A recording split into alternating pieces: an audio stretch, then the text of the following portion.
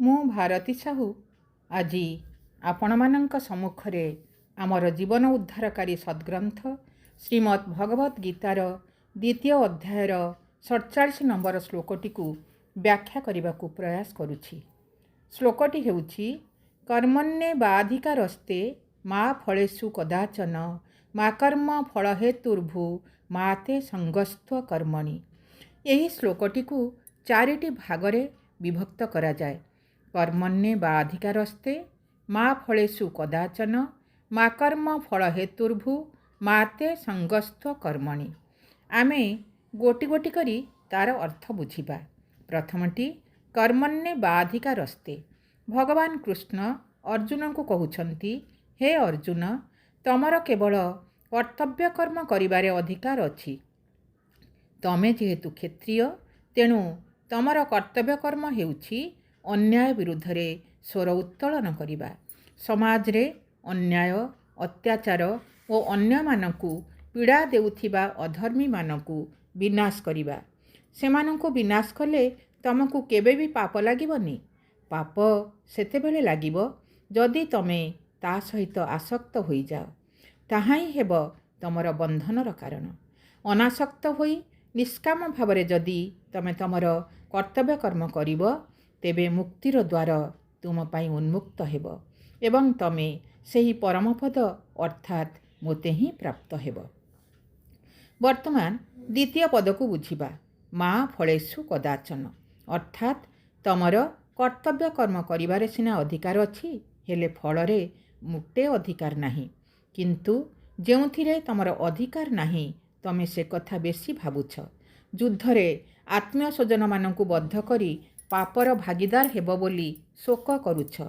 ଏହା ତୁମର ମୂର୍ଖାମି ଛଡ଼ା ଆଉ କିଛି ନୁହେଁ।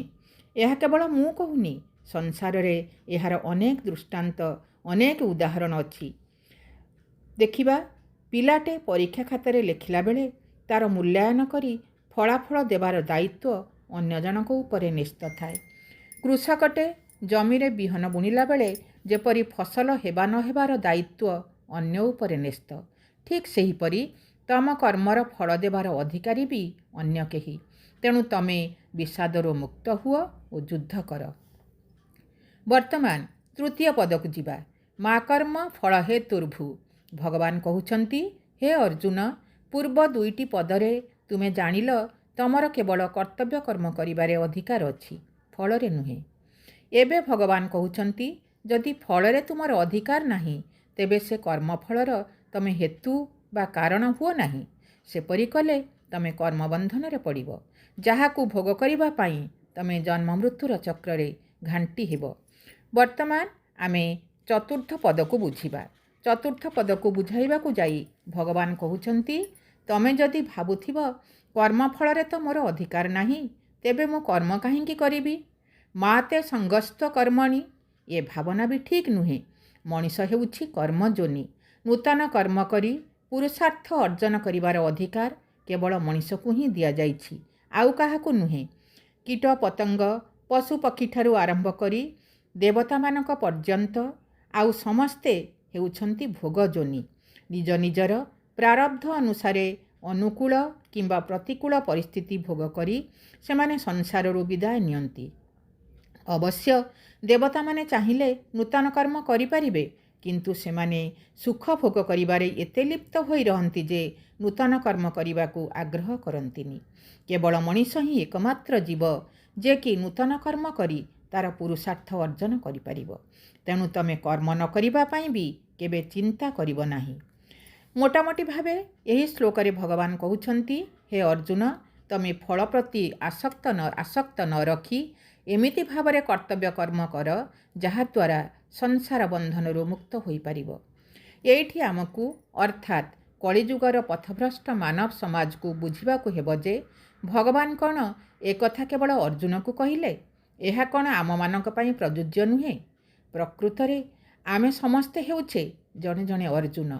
ଆମ ମନ ଭିତରେ ବି ସବୁବେଳେ ମହାଭାରତ ଯୁଦ୍ଧ ଚାଲିଛି। ନାନା ଦ୍ୱନ୍ଦ୍ୱ ଓ ବିଷାଦ ମନକୁ ସବୁବେଳେ ଭାରାକ୍ରାନ୍ତ କରୁଛି। ପ୍ରଥମରୁ କହିଛି, ଶ୍ରୀମଦ୍ ଭଗବତ୍ ଗୀତା ଯାହା ଭଗବାନଙ୍କର ମୁଖ ନିଃସୃତ, ତାହା ଜୀବନ ଉଦ୍ଧାରକାରୀ ଗ୍ରନ୍ଥ। ତୃତୀୟ ପାଣ୍ଡବ ଅର୍ଜୁନ ତ ଥିଲେ ଖାଲି ମାଧ୍ୟମ ଆମକୁ ଏହି ସଦ୍ଗ୍ରନ୍ଥ ପ୍ରଦାନ କରିବା ପାଇଁ।